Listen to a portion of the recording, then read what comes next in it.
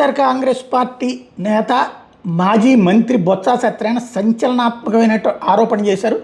3 ఏళ్ల కిందట రామతీర్థం ఆలయంలో రాముడి విగ్రహం ధ్వంసం చేసిన తలనరికిన కేసులో నిందితుడి A2గా ఉన్న వ్యక్తి సాక్షాత్తు అదే ఆలయానికి ధర్మకర్తగా ఉన్న కేంద్ర మాజీ మంత్రి అశోక్ గజపతిరాజు చేతుల మీదుగా సీఎం సహాయ నిధి నుంచి 5 లక్షలు ఇచ్చారు.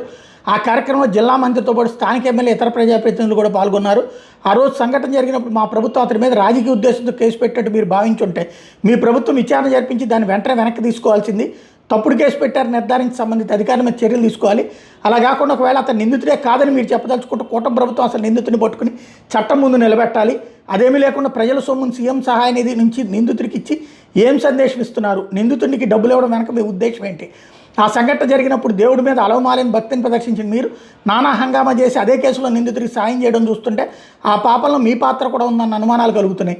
ఈ ఘటనలో రాజకీయంగా టీడీపీకి మేలు చేసినందుకు బహుమానంగా ఇచ్చారా? ఒకవేళ అదే జరిగితే దేవుడి విషయంలో రాజకీయం చేసిన వారు ఎవరైనా భవిష్యత్తులో తీవ్ర పరిణామాలు ఎదుర్కొంటారని మాత్రం గుర్తుంచుకోవాలి. ఇంత దారుణం జరుగుతుంటే హిందూ సనాతనవాదిగా గొప్పగా ప్రకటించిన పవన్ కళ్యాణ్ హిందూ మతానికి బ్రాండ్ అంబాసిడర్గా ప్రచారం చేసుకుని బీజేపీ ఏం చేస్తున్నాయి? వాళ్ళు ఎందుకు నోరు మెదపడం లేదు? ప్రభుత్వ చర్యను వాళ్ళు ఎలా సమర్థిస్తున్నారు అంటూ నిలదీశారు.